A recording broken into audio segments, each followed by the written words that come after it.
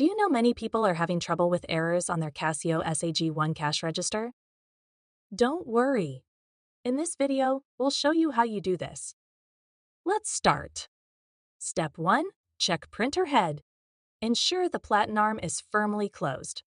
Verify that the printer head has been shut tightly to prevent any misalignment.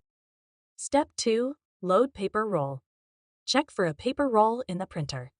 If it's missing, load a new paper roll into the device.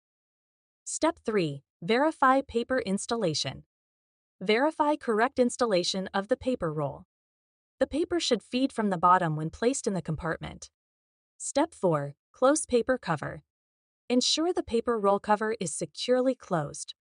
Double-check that all parts are properly reassembled and closed. Step 5. Power cycle register. Power cycle your cash register by turning it off and then back on to reset any temporary issues. Step 6. Test functionality. Test the machine by performing a basic transaction to ensure the error code and functionality have been addressed. By following these steps, you should be able to resolve the E10 error on your register. Still need help? Visit our website for the complete manual.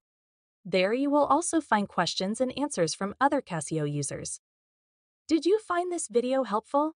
By subscribing, you help us continue to answer users' questions. So, subscribe to our channel. Thanks for watching, and see you in the next video.